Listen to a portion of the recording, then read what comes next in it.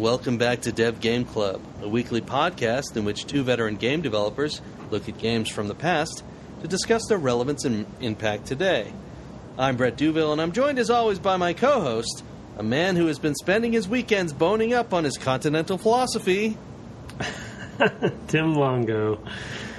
Is that a reference to my Twitter? Your text, yes. Or it was a text, right? It was a text. Yeah. And then you made it. You put it on Twitter. Thank you so much. Yeah, I can't help myself. Yeah, for those of you who don't follow me, Tim realized only about 120 years after it was published that Beyond Good and Evil was actually a text, a book of philosophy by Friedrich Nietzsche. So, and he texted me like, "Oh my God, have you heard about this?" Up to the moment news. Oh my God, have you, Brett, a philosophy undergrad, heard of this book?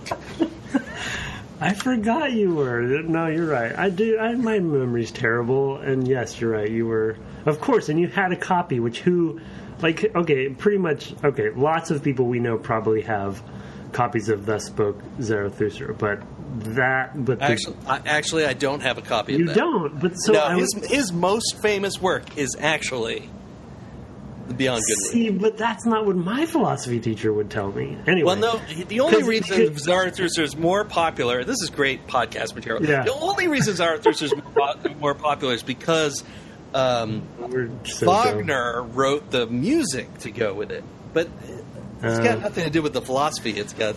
Anyway...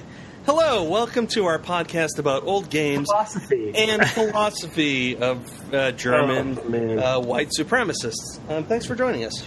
Yeah, we're getting. Yeah, so let's go back to Soul Reaver.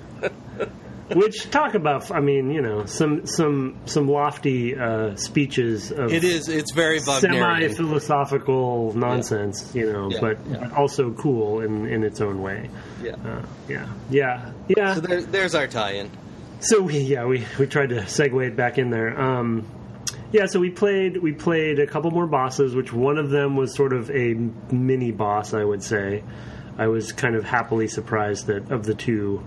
Yeah, barely recognizable. No special. We counted one as a boss, so it made the session maybe shorter for us, but wasn't even one of the brothers. I don't even remember his name now that I... Was it like Morlock or something like that? Oh, yeah. It's like he's kind of like a ram. He's got some horns or something. Yeah.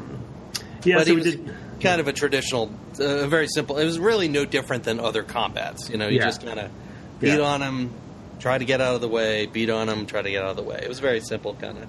Well, and not only that, but there are versions of him you meet, I think, later, right, that are regular enemies. True, yes. So he's basically an archetype of an enemy that you're introduced to in a cool way when you see him first, but then after that they repurpose him, which is a common trope anyway, which they're not doing with the other bosses. Well, and especially in the second half of a game, you're like, well, we need another mod, we need another creature. Yeah, exactly. I'll just use this guy's model and use his AI, it'll be fine. Yeah, write some lines, in fact, a lot of the voice work is done by, the cast isn't large, and they have a lot of actors that double up or triple up even on different characters. Like one of the voice actors plays 3 different roles. Kain plays 2, Raziel plays himself, and we're getting off topic, but yeah. Anyway, and then we get to the area with all the jumping.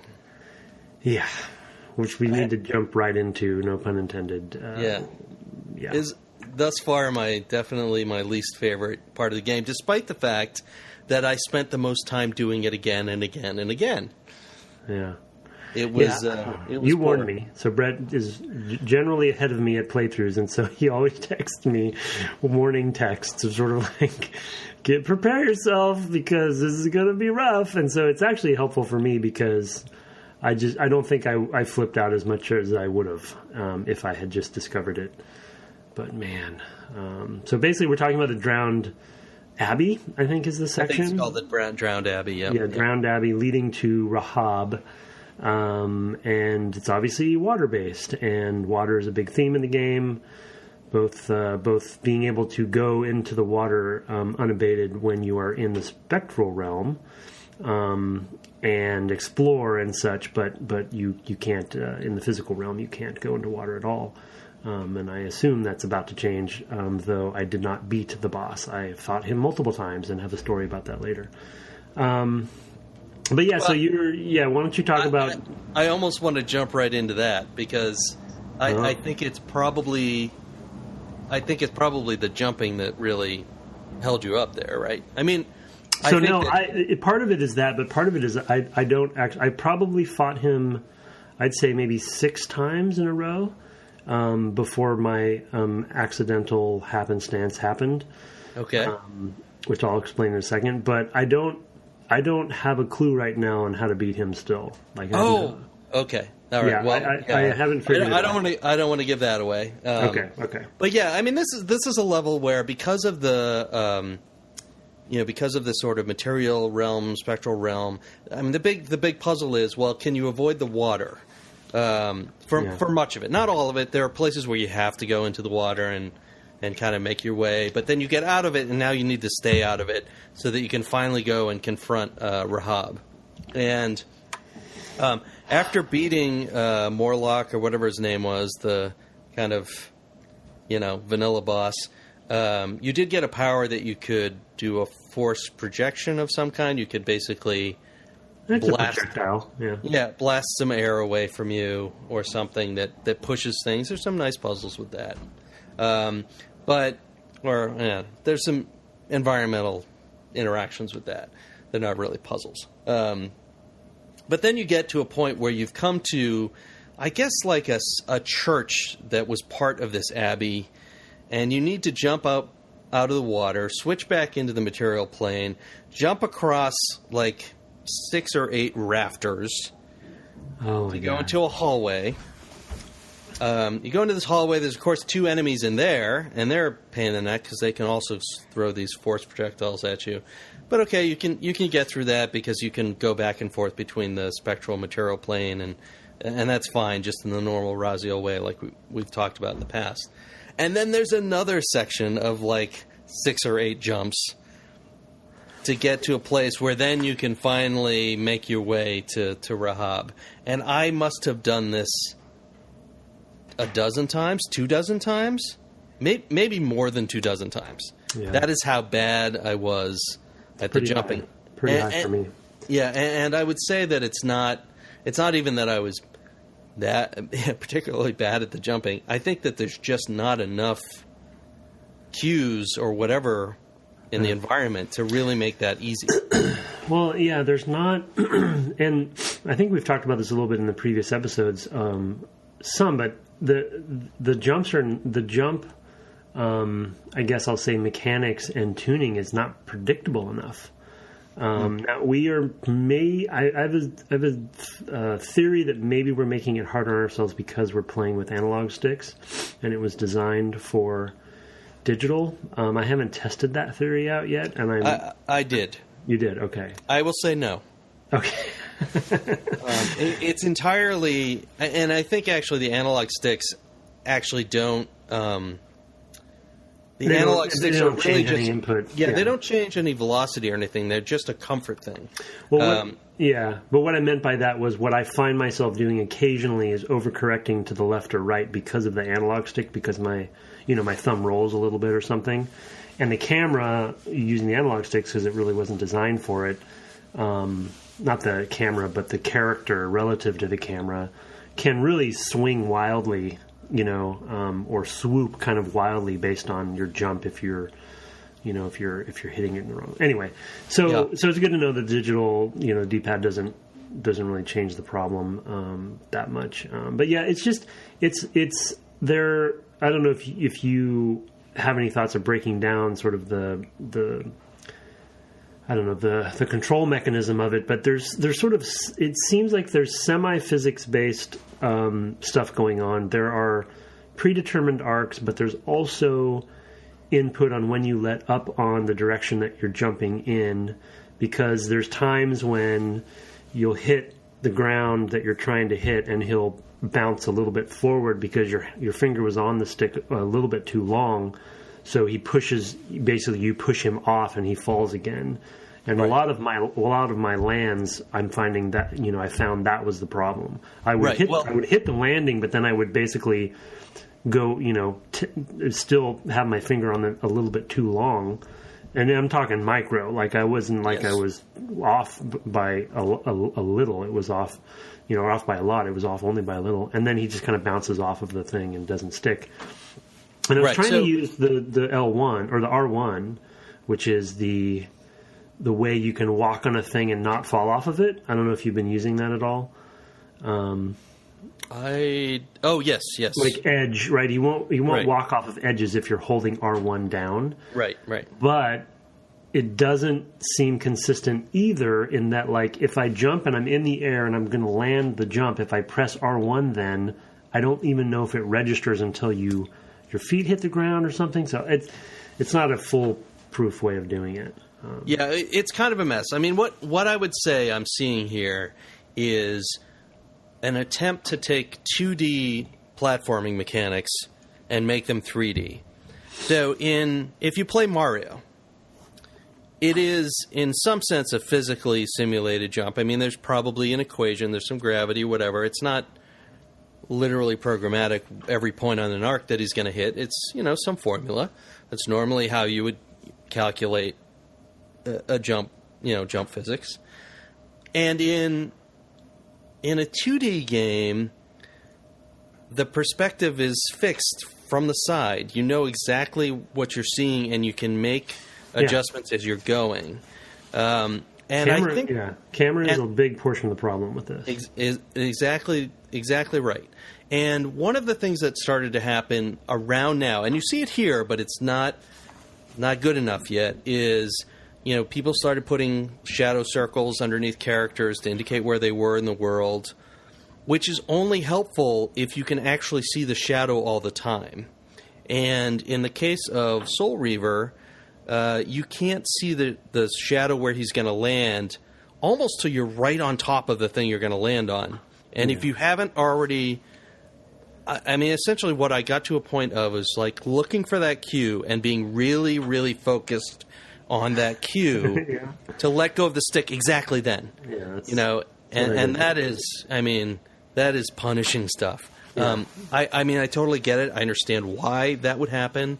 Performance-wise, they couldn't cast a physics ray. I mean, these days, we use physics middleware and we cast these collision rays that are just basically infinite, and they just tell us whatever's closest in the world. And back then it was like, here, test these 4 things, and we're going to keep track of what these, we're going to have a rotating set of 4 things that you need to test against. And, so they're not testing against the water below, and you can't even see it because the camera's not high enough. So you have no information until it's really too late to do anything with the information, or just barely early enough to do anything with the information. Otherwise, you overshoot. And I mean, it's like I said, there's 2 sections of this back to back with a little bit of combat in between, and the number of times I fell on the first part, and I was like, okay, well, I just have to do that again. That's not a big deal. But then we'd get to the second part and have to make my way all the way back around to that room. And I actually hadn't worked out the physical space either. So the first time I did it, I actually went the wrong way, and I went out, and I had to go all the way through the level again. Yeah, I did that too. I did that too back. Brutal. I mean, just... And again, that's something you pointed out last time. The camera doesn't show you, oh, hey, take a left turn here for the shortcut. And the funny thing is that, so there's a lot of camera crafting that they really could have and should have done. And we talked about this last time, and one of the mails that we read mentioned it too, that he kind of trained himself to use the look-around cam much more than we're used to today. But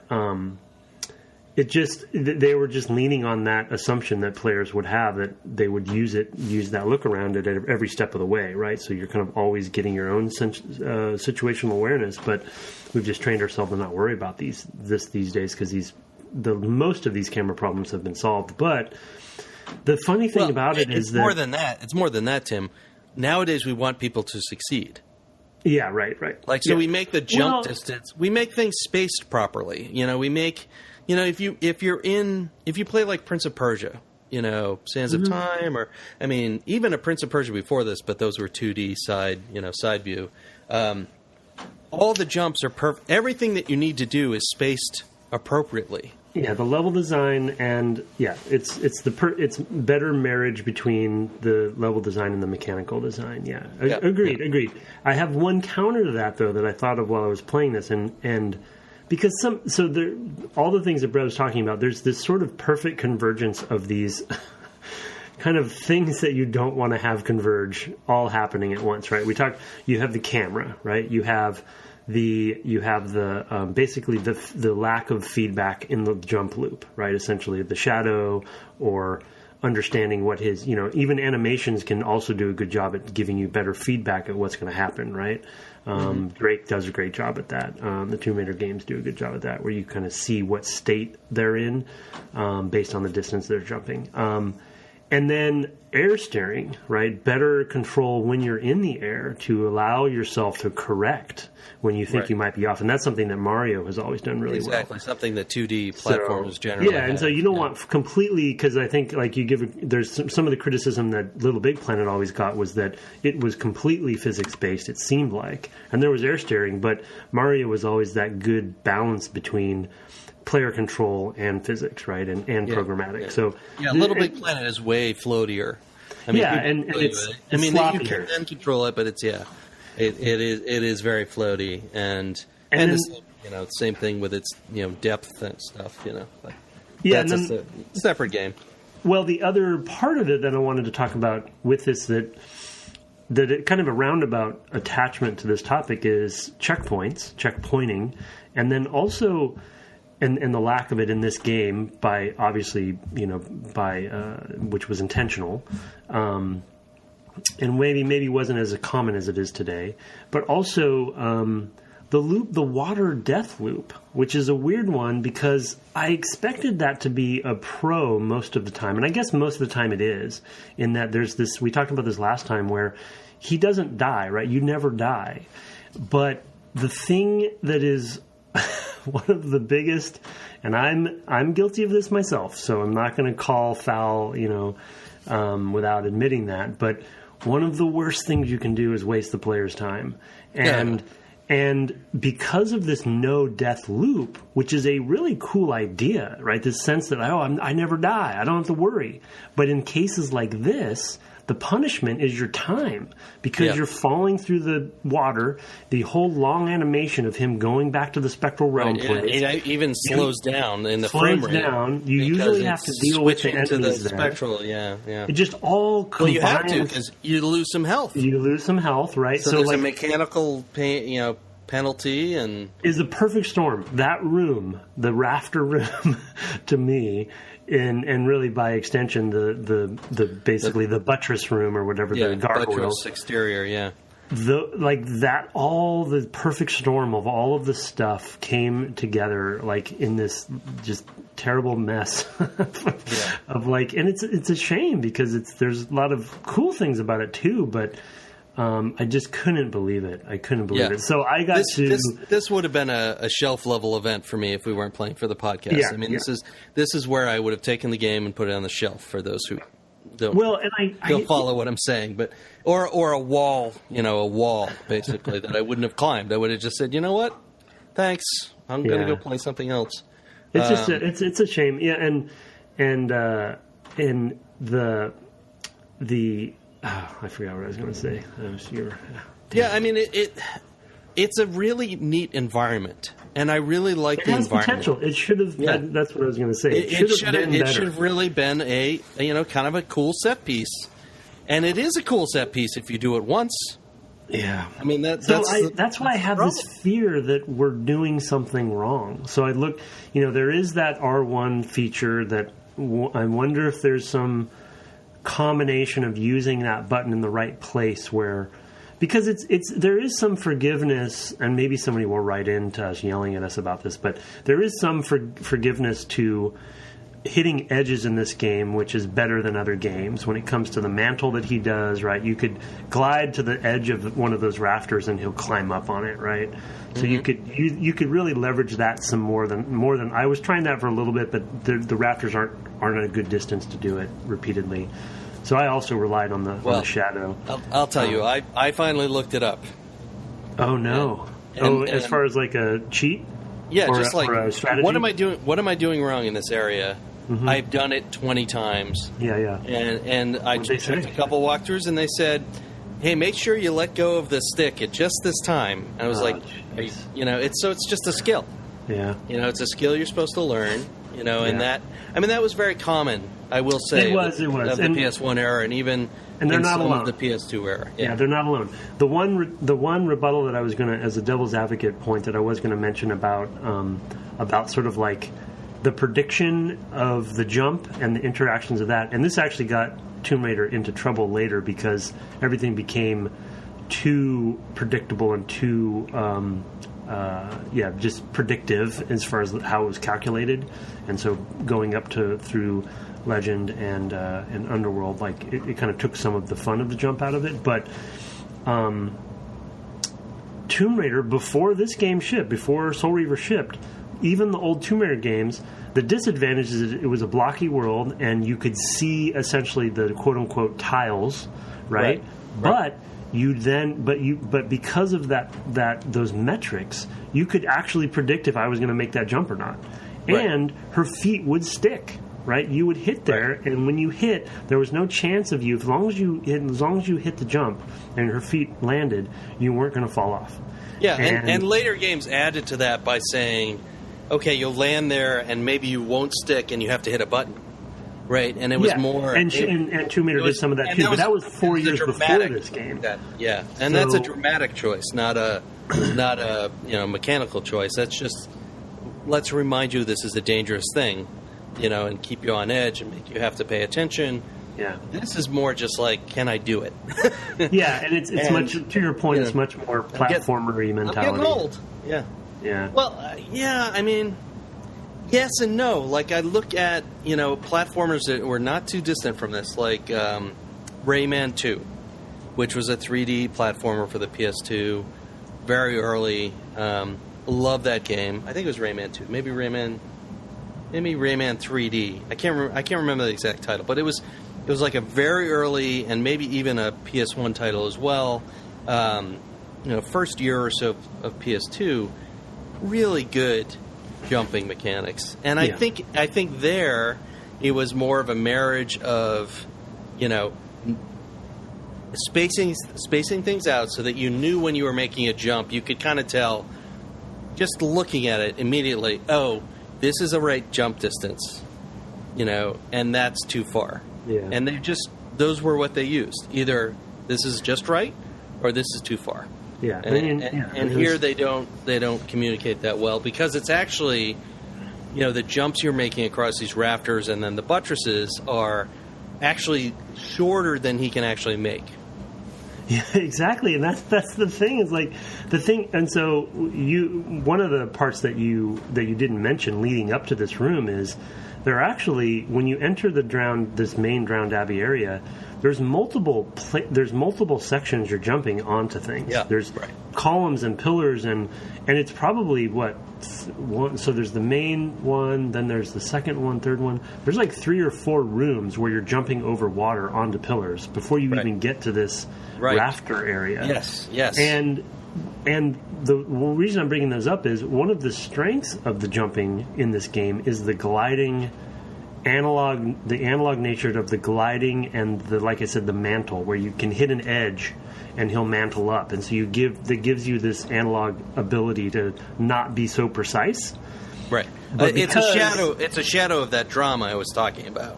Like, you can see that drama coming of like, oh, he could just get there, and he mantles and gets there. It gives it to you. It's a gimme. But those earlier jumps are not as bad because you can really glide, you can predict a little bit better, right? But to your point, like the level design of these rafters and these buttresses do not match the rest of the mechanics. So it actually kind of punishes you for, In fact, they taught you that you can jump that way in those previous 3 or 4 rooms, and then here they're teaching you have to do it a different way that you haven't had to do in the rest of the whole rest of the game. Yeah, it's a very quick progression to like, okay, now let's see how good you really are. Yeah, That's the ramp up is just unfair. I want to say that that's actually pretty endemic of the era, especially on PS1. They're not alone. Yeah, they're definitely not alone. But it's definitely. I think the reason why we're playing this game, as opposed to other games of this era, are on the PS1 anyway, are that this game we can overlook some of these flaws because there are a lot of strengths. Right. A couple of years later, you're playing on like Sly Cooper or Ratchet and Clank, and the platforming is 3D and awesome and perfect. Yeah, Sly Cooper. And in different ways. Like, Ratchet and Clank is just really, really well executed, platforming, even in 3D.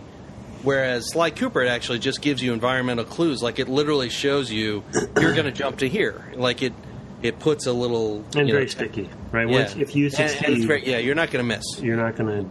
Yeah. You have a button which is like, make this jump, and it's going to hit every time, to your point about like this game having strengths, I mean, I totally agree, and I think we're venting a lot right now, and I don't think it's completely fair. We're not damning the game, but the other point I think about it is, for me, is that I didn't realize about this game. I guess I think I mentioned this in the first or second episode. There's more to this game than I realized, and it's kind of that jack of all trades, master of none kind of game. There's puzzling, there's block moving, there's narrative, there's some combat, there's boss fights. It's got some of that Zelda structure, and there's these glyphs and all sorts of stuff in there. Yeah. And so therefore, it's likely it's kind of like System Shock 2 in that regard. It's that fish stew. That Ken There's going to be flop in about there when you're choosing to do this many things with a game. You're going to sacrifice, the refinement in any one of those things usually, and I feel like none of them really are completely that polished level of other games that specialized in one of these things.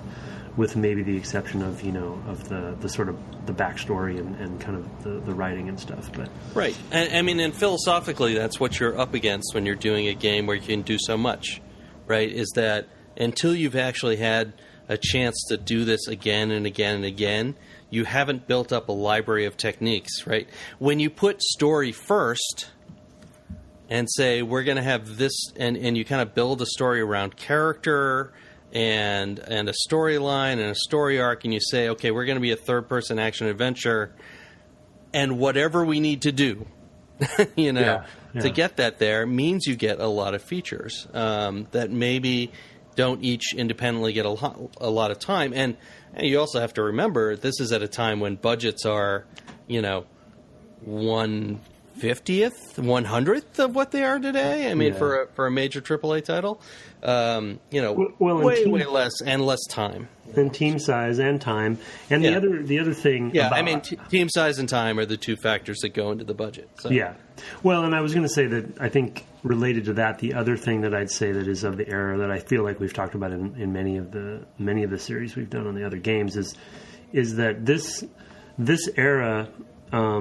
Maybe less so than the previous era, but this era specifically, it fell on the individual sort of stakeholders of each section of the game, and I'll say in this case maybe level, right? So there's probably only a couple people focused on the Drowned Abbey, and they had their own ideas, and they were implementing their own ideas, right? And it was up to Amy or whomever to kind of guide and direct everybody, but it was really like it's a few people just making this work, right? And whether it's brute forcing through scripting or adding this, that, or the other thing, and so it's going to be kind of hit and miss as far as like You know, rather than building a system. Maybe this level designer doesn't get along real well with the player controls person, right? I mean, right. I mean, those are the sorts of things that literally, or just didn't communicate well. Designed it ahead of time, right? Yeah, exactly. Or started building too early, before they actually knew what the jump was going to look like.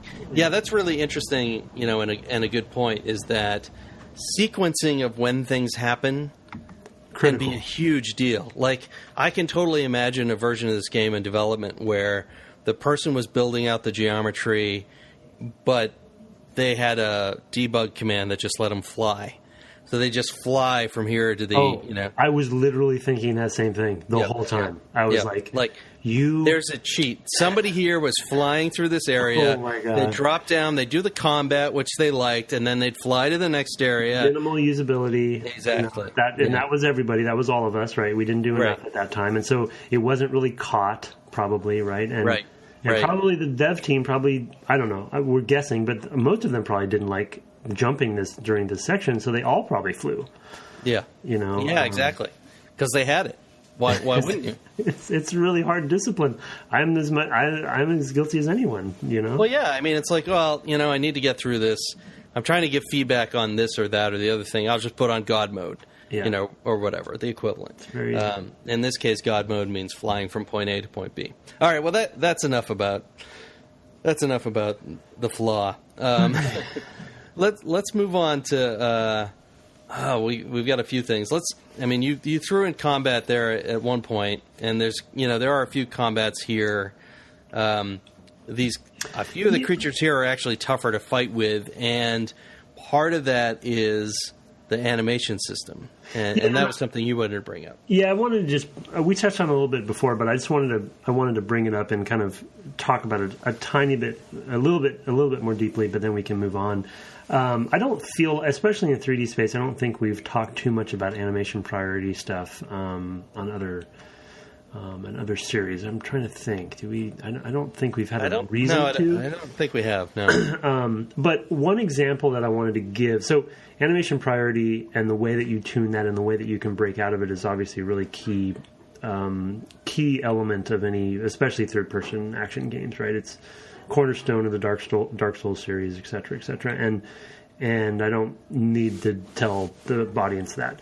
But I think in this game, it's been interesting to me to watch, and we've progressed so far in this realm, I'd say, in third-person action games, as far as when do you allow players to break out of animations, when do you force them to commit to animations once they've started and you've committed to things, and learning the rhythm of things. And I feel like in this particular game, there's a couple instances where it's really clear that that gameplay didn't win the fight when it comes to the animation priority of that particular thing, or the fidelity, or whatever the stakeholders in the conversation might have been. Oh, no, we don't want to break this animation by preempting it with another animation. But what I think a good thing and there are technical issues there too, because in the PS1 era, you have 2 meg to play with for one point. thing, yeah, right. So you can't have a ton of animation. Switch. You really can't, and because the processor wasn't super capable, you're not actually even necessarily doing keyframed animation. You're actually maybe just having all the frames loaded for your animation. So individual, 30 frames per second, for these 8 joints or whatever that your character has. And then a third thing is that, you probably also can't afford blending, running 2 animations at the same time. So you have no tools to make it look good. And your only choice is to either have short animations or pop. So yes, I get it. However, my rebuttal to that is we always have limitations. Every generation has limitations of some kind, even in memory. And 2D games before this game was out, dealt with their memory issues and animation priority, and especially in fighting game space, right? And I guess all I'm saying is it is still a choice. Yes, they had memory constraints, but they could have changed or even given in on some fidelity to achieve that, because in my opinion, the player has to win. The player has a goal that they want to achieve with their inputs, and and if unless there is a design reason that you're having things play in a certain order, or you're choosing intentionally not to allow them to break out of an animation or what have you, then that's fine if that's intentional. But the example I wanted to give is in this particular game is when you vanquish an enemy, and I could be wrong on this, and maybe, if we have someone on, they could disagree with me, who worked on the game, and maybe this was actually intentional. But once you vanquish an enemy, generally the next thing the player is going to want to do is to suck that soul up, right? And so once you kill them, or you do, they're basically on their way out, you hit the circle button right away, it will not trigger the soul-sucking animation. Because whatever that last, there's some animation hitch there's where finishing it doesn't register, follow through or whatever. Yeah. So I usually end up having to, because I expect it to be more responsive, and so I end up having to let my finger off of the button again and then repress it to trigger the soul animation again. You know what I mean? And that sequence it happens many, many times in the game, right? You're doing it all the time, and it's just frustrating because I'm not getting the priority I want out of that. So that was just the one example. So yeah, I mean, it's totally fair. I mean, one of the tricks that you would see at this, at this point in development is there would be literal, frame freeze of like, I got to load some data, or I got to decompress some data maybe. Like, I'm about to do something cool. Pause. And show it. I mean, these days it's a stylistic choice. Like Vlambeer is, classic for like doing these short little, like every time there's a hit, there's a brief pause, very brief. I mean, like a frame or two, maybe delay of like the action continuing. But that can be enough to like decompress a little bit of data for this animation that you're interrupting with. It can be enough to throw some particles on the screen, to do something, to hide the fact that you're doing something dramatic, and just let the character pop, I don't know, change the camera angle, things like that. It's like, oh, I'm about to stab the guy. Okay, no problem. Cut to this other view, show it, move on. Just like these days with a kill animation or something like that we have in Skyrim. It's like, oh, okay. I mean, and those things are loaded in memory, I can tell you, but there's still dramatic value, so it's go ahead, pull away, put the camera in a different place, do a thing. And yeah, I mean, I think this is really, I mean, what we're really boiling down to is, on a number of areas, this is really a game that is right on the edge of a lot of change, and some things haven't been pulled in from 2D. In the right way, that we haven't figured out yet. But they're trying. You can feel them trying. To their credit, yeah, totally. They're totally trying, and I think when you see, one of the reasons we're playing this game is Amy's influence on the industry, and by proxy, Naughty Dog's influence as well to some degree, right? And there's a lot of great folks there that have refined these mechanics and the way that animations work with the mechanics there, and in Crystal as well. With the Tomb Raider stuff, we had, I think I mentioned it before, but there were a lot of conversations and debates early in the reboot's development and pre-production about air steering, because the previous Tomb Raider games didn't have it, right? And it was always, you always knew generally there was some minimal stuff, but it wasn't the same thing.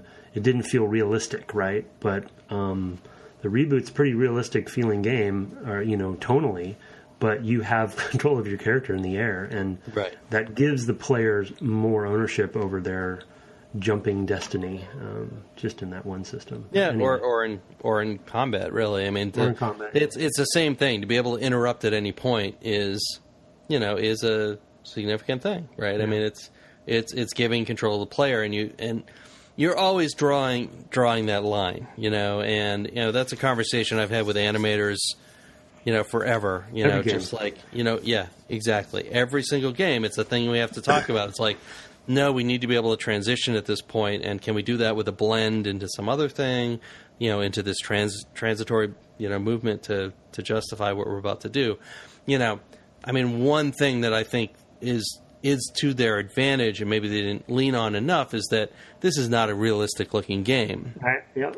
And so why not? Yeah. Right? And I think that's the thing with most 2D games is, of course, they're not realistic looking, so it's okay. Just whatever. The same thing with, like, being able to air steer. It's like, well, Mario doesn't look like anything in the real world. It's okay if he doesn't move, in a way that makes any sense. And I think we've just learned over time the degree to which we can push that, to, like, even as you say, Lara in the latest games is, what? The player is so immersed in what they're doing, they don't notice that this makes no physical sense whatsoever. It's just... No, the player forgives a lot. We just imagine. Like, we literally just imagine, if I was thrown into the air 600,000 feet above the Himalayas, I'd just totally be able to direct where I was going to land. Like, we just, it's you don't just... think about it. Yeah. So anyway. Whew. Yeah, good one. Yeah, deep topic. Let's move on to the glyphs. I think that makes sense where we are. Yeah. This is another kind of weird area. So full disclosure, I haven't found a single glyph. Glyphs are so there's one, and that's not true. There's one glyph you're given at the beginning, which is this. It's basically a spell to let you go from material to spectral plane or back. That's critical path, right? That's... Exactly. You have to have it, right? It's a core mechanic, but it's tied into these other combat-focused glyphs that are mentioned in the manual. I haven't found one. I know from walkthroughs, because I was trying to figure out, this jumping thing, that I could have gotten at least 2 and maybe 3 by now. I've only found 1. And I certainly haven't. Yeah, so it's an interesting design choice. Where... you found it because you were lost, as I recall. Is that right? Yep. And it was, I've already talked a lot about getting lost in this game and lack of map and stuff. And I was just wandering around. I'm trying to think. I think it was not too far before the Silent Cathedral or Silenced Cathedral, whatever the name of that one was. Yeah. So somewhere around there. And it's kind of Zelda-like in its structure as well, where you find this little mini dungeon / offshoot that is like a shrine or something. It's kind of thing in Zelda. A fairy would come out of the pool of water or whatever, and it's just one room, and I don't even think there was a puzzle there. It was just sort of like go and activate this. You stand on a disc or something, and then I think there's like there was a big stone statue face in the wall, and then you just get instilled with this other glyph that has a name, and the one that I have is this like kind of force push kind of radial thing that where you use it, and then it does this this force push around you in a circle, and any enemy around you gets pushed back. And if you do it in a room with spikes on the walls and stuff, it looks like it kind of pushes them towards it. Yeah, kind of like it cheats them toward those, so you might get lucky and kill some of them with just the one push. But I almost never use it. I actually have tried to use it on puzzles when I thought maybe I could, push something around, but it seems to be only combat related. In fact, all of them via the manual, they're all described as combat. Yeah, which is really an interesting choice because, I guess maybe the select button pauses. Is that the case? If you... Yeah, it's kind of janky the times I've used it in combat because I'm really not sure when, like, this guy's coming for me. He might even be swinging his arm, Yeah. And because can I do it? Yeah, can I do it now? And there's obviously, just like anything in this game, it's a process, right? So I hit the select, I go to select the thing, I press the force push thing, and then he does this elaborate animation, which during that time, I don't know if I'm going to get hit or not. and it looks like generally you're safe, but it's not really clear. So it's kind of experimentation, but this also, in pre-show we were talking, this kind of leads to another topic of balance and also optional abilities. And feedback loops. Yeah. So I mean, one of the things is that I haven't missed the glyphs at all. There was one. I guess there's one enemy type, this Morlock or whatever that guy's name was, and I should really look it up at this point. But that sort of boss that was kind of minimal. With the projectile. Yeah, his clones are a pain in the neck if you have to fight them. Yeah. And to the point where I was like, well, can I get into maybe I'll go into the spectral realm and I'll do what I need to do really quick, and then I'll go, come into the material realm and go back, as quick as I can, just to avoid fighting these things, because, if there's more than one, it's a pain in the neck. So that was maybe one case where I was like, would have been helpful to have some more tools to deal with that combat. But, in general, I haven't felt like I needed these additions to combat in the least, and especially when I consider that they'd be on this, select button and then select the glyph with the arrows, because they're on this, cover flip style, turntable, pick your glyph interface. So I know they're there. I know they're out there in the world, both because I read the manual this time, and because whenever I hit the select button to use my, world switch power, it's right there. I can see that there's others that I don't have. But it's not a game that requires it, and that's an interesting, it's an interesting and actually I would argue a pretty good choice. I mean, not a bad choice. I think it's good from a balancing perspective for this game, especially from a usability perspective. But I think I would say from a development perspective, I would say it's not a good thing because from a development perspective, it's a mistake. Why build it at all? Why make? Yeah, and I kind of worry that maybe, not worry, but one theory we could have is that maybe they did play a bigger role at some point, and not enough people were finding them, or maybe the game was too hard, right? And sort of like, well, let's make the game easier, and this is why this topic relates to balance. When you start dialing things down so people can get through the game more easily, then these sorts of things, especially because all the glyphs are only combat centric, then these things become less important.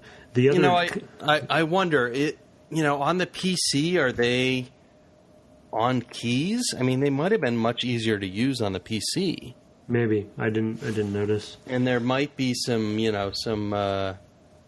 they're one button presses or something. I mean, cause, and that makes a big difference, because in the case where, on the PC you just have to hit, the number 2 or something like that to actually, make this thing happen, then that kind of makes there's no difficulty levels in this game, right? So I mean, I could imagine that if there was a hard mode, they would be something, for replay value to.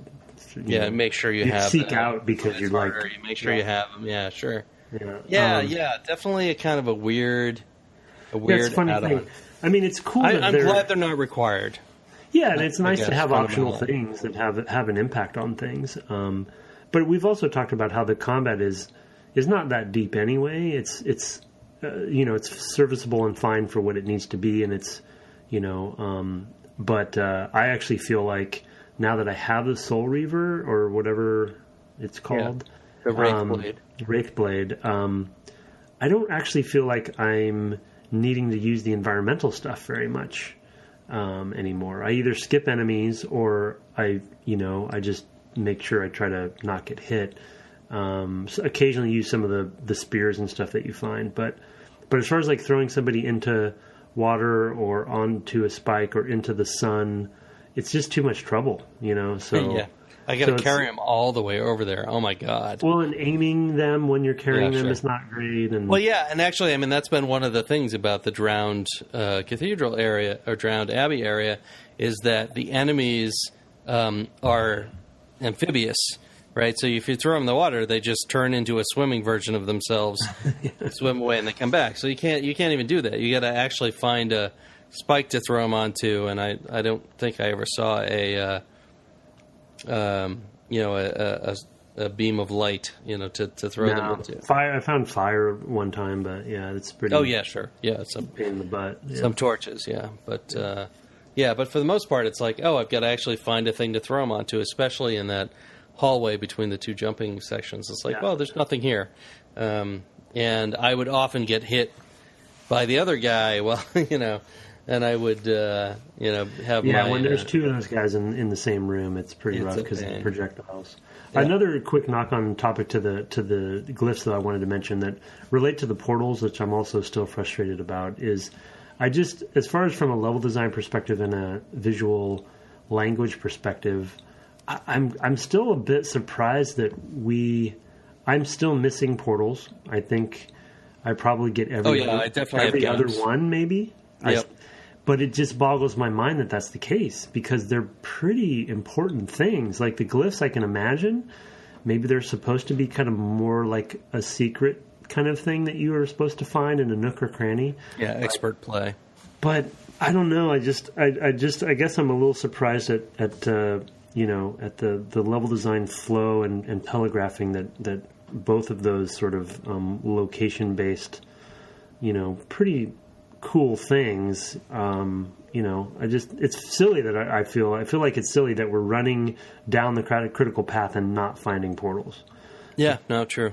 So, yeah, no, it feels like you should be just passing through a room. I mean, this is something that you saw in like Final Fantasy IX, to take another game we've talked about. It's like, here's a save point. There must be a boss up ahead, right? I mean, it's just like, they were right there, and they were not hidden in any way. It was just like, hey, here, by the way, here's a big shiny thing. Go stand on it, so that that you'll be able to get back here. And, as I said last time, like I stumbled upon the one for the, the Silence Cathedral, so it's, Yeah, right, and I still haven't found that one. But this is a segue to, let me tell my mini story as far as like how I ended the session. Totally. Because it relates to this. And then we'll go and take a break and do feedback. Yeah, it relates to this. This game doesn't have checkpoints, right? And the portals are really the only way that you can, basically fast travel or whatever. Or even if you've reloaded a game, get back to close to where you were. Because it doesn't, log exactly where you were. So I got to Rahab last night, and I'm playing late, so I didn't want to play till midnight or whatever. It's around 11 o'clock. I probably fought him, like I said, half dozen times or whatever, and I don't know what the trick is yet. So obviously I'm falling in the water. I'm freaking, just jumping back up. Having to jump back up. Just doing that multiple times. So I go to the manual. I was looking to see if there was like some block or some deflection ability that I didn't know that I had with like the Wraith Blade. So I'm in, and this is, because I'm playing on PS3, this is like the PS3 menu system, right? I'm not in Soul Reaver. I'm going to where they have the actual like PDF manual. I didn't even know you could do that. Oh yeah, you can. Yeah, if you hit the PlayStation. I'm usually sitting next to a laptop, so I usually just look at the one that's on Steam. So if you hit the PlayStation button, one of the options when you're playing a PS1 game is to look at the manual. Oh, cool. So I'm in there reading the manual, blah blah blah. I had forgotten to pause the game. So I think what happened was I was in the spectral realm. When you lose all of your life in the spectral realm, you go back to the Elder God. Yep. Game over. I came back from from that reading that thing to standing in that room, and I was like, what? Oh my gosh. So now I didn't find the portal. I don't have any portal near there. I'm going to have to go all the way back through all of those jumping puzzles we were talking about just to get back to the boss so I can attempt him again. Well, I will say I have some sympathy for you, but not a lot. Because I was so frustrated at some point that I set it aside, and I had to do it again myself. So Okay. So good luck. I will say, just to help you, because we're going to have to you're going to have to get past this to actually finish the game. I know. Don't focus on Rahab. Oh, There's something about the environment you can do. Yes, okay. I saw a thing above. Yeah, so I had a suspicion about that, but yeah. Okay. Yeah, I'm sure you'll figure it out from that. And I did get to a Zen state. You don't want to fight him. Yeah. It seemed like it wasn't doing much, so. Yeah. But it's, So I got to a Zen state with the jumping rafters and all that stuff where I'm not as afraid to go back through that stuff. I just am bummed that you have to. Yeah, and that whether it be checkpoints or the portals or something, I just wish I could get there because I got all the way to the boss, and I know, and you want to just be able to go back to the boss, or something nearby. So maybe there's a portal I just missed, but anyway. Yeah, no, I missed it too. In that case, all right. Well, let's take a quick break and then we'll come back, get a couple pieces of feedback, and talk about next time. Sounds good.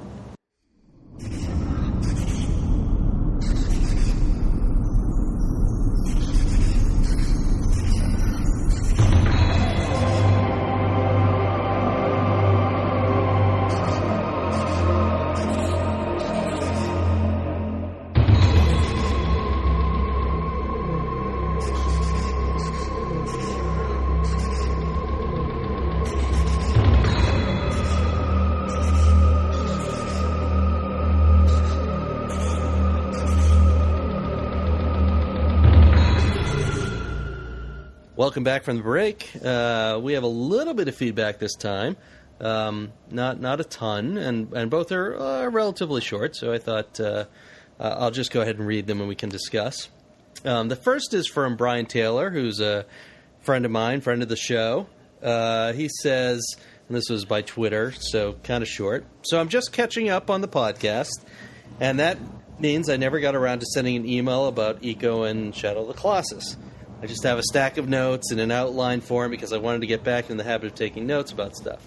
But holy spit, is it weird to be playing Breath of the Wild so close to Shadow of the Colossus because they really resonate. Also, Soul Reaver's get a power-up from the boss is straight up Mega Man. So two things there. One is the Shadow of the Colossus Breath of the Wild thing, and the other is, Mega Man. We didn't mention Mega Man? I feel like we mentioned Mega Man. We did not mention Mega Man. I do the show notes. I know. I always say what we mentioned, and we did not. But yeah, that's totally a thing, is where in Mega Man you defeat a boss, you get his power. And so, that's totally the model here, and we should have definitely picked that up. Yeah. But the other thing is... hybrid. Yep. But the other thing is that I am not... I don't have a Switch yet, and I don't have a Wii U, so I can't play Breath of the Wild yet. But it is a thing that I'm looking forward to. Oh man, talk about on the tip of everyone's tongue right now. But it's interesting to think that might be resonant with Shadow of the Colossus. Yeah. I think of what I've heard out of GDC and it coming out when Game Developers Conference was last week. And everybody was there, and and at the same time, Switch was coming out with Breath of the Wild on it. And so, all the sort of GDC, momentum turns into everybody I know on Twitter talking about Breath of the Wild and being excited about it. Yeah. I don't know if that's a good timing bump or if it really is that good, but it does sound like it's a much more physical and simulated Zelda. So yeah. Oh, and as far as systemically... Oh man, some of the stories I've been hearing is pretty impressive. Yep, me too. But as far as I think a stamina meter is a pretty prevalent part of the game and the way that you interact with pretty much everything. So that might be what he's talking about. One instance, and then it also sounds like just riding across the plains, right? Going to these landmarks. Just hopping on Epona or whatever Epona's descendant is, or predecessor or whatever with that weird universe they have. But yeah. So I thought that was that's a good point. Good points, and definitely something to look out for. I'm going to try to make it through my existing Nintendo back catalog before I buy a Switch. So look for me to get to it sometime in 2022. Good luck with that. I still have Wii Music to play, my friend. Okay. Oh, okay. Mm-hmm. Yeah, that's good. Okay, the second is an email from Björn Johansson from Sweden, who says, who says, "Hey, I've been a listener since the Hitman 2 days, and while I've skipped several game series, well, that's not acceptable. I've listened to a lot of episodes, and especially the interviews. Oh, that's okay. Yeah. I like your podcast, and it's definitely improved in terms of production quality, etc. since the beginning. I have one piece of hopefully constructive criticism for you. I found that you often start talking about an interesting observation, but that you stop yourselves. But we won't talk about that now, for the sake of a more rigid show structure. While the structure totally serves a purpose, I hope you start letting the conversations unfold a bit more naturally in the future. Next time you're recording and get an urge to cut yourselves off, think of this email and just let it flow instead. Greetings from Sweden, Björn." So, a.k.a. John Caboose. Thank you, Björn. Yeah, I was, it's funny because Björn says this, and it's actually something I've noticed, when I do the post-production. Mm. That it's like we'll start talking about a thing and be like, okay, we'll talk about that later. And, especially, like 2 years ago, I did these Republic Commando streams for YouTube and Twitch. And while I was playing, I said, I'll talk about that in a minute. And I'd never come back to it. Yeah. And that's it's very hard to be talking and take notes and remember to come back to a thing. So I think there is something here. Yeah, it's great feedback. I definitely have a tendency to do that. And I think, I don't know, I will say that maybe some of our game developer production-y kind of head comes into this some, because in pre-show, Brett and I talk a lot about, we try to talk about, plan for what we're going to talk about in each episode. And so both of us has a list, of the things that we want to hit. And so we, just like in a production-y sense, we want to go down that list. And if we know that a topic's coming up later because it's later on the list, but I kind of start launching into it, I have this OCD kick in. It's like, oh yeah, that's number 3 on the list. So I'm going to talk about that later. And, we may never get to it. Right. But I'm just too, I think I'm too strict. Just speaking for myself, I'm too strict with myself on that stuff. So I think it's great feedback. It's also fun. This isn't a meeting, like we don't need an agenda. We sort of set an agenda when we start, before the show. But I think, I had already read this email before we started tonight. I definitely tried to just keep steering us like, okay, let's just go ahead and do to that, and we spent a good, at least 20 minutes about jumping. So, I think, if you want more of that, you're probably going to hear it. I will watch myself. It is. It's the meeting culture kind of challenge that I run into for my job. I want to keep things going. I want an agenda. I want to come out of the room with answers and move on, so I need to let it, chill out. Yeah, well, the other thing, too, is that now we've been doing this for a year. We've covered a lot of topics, and now I feel like we might be just kind of at the cusp where we've set sort of a baseline of, here's all the stuff we already talked about. Yeah. And it might be now easier for us to just kind of improvise on what we see and play and what we experience and just kind of just go with it. Yeah. We'll see as time goes forward. But I think when you start off, it's like, well, let's make sure we have things to talk about every time, and trusting more in that list than trusting in each other to kind of, drive those interesting conversations. But, it's a fair point, and, that is, that's the kind of feedback we'd like to have, and it is worth discussing. So appreciate Björn. Greetings to you in Sweden, and thank you for that feedback. You know where he sent that? Where? devgameclub@gmail.com. Oh, is that the email? Oh. That's the email, and anybody else could send in feedback as well that way. So that's great. That's how we get in touch. I don't know where he got it, but it's good. It's good that he found it.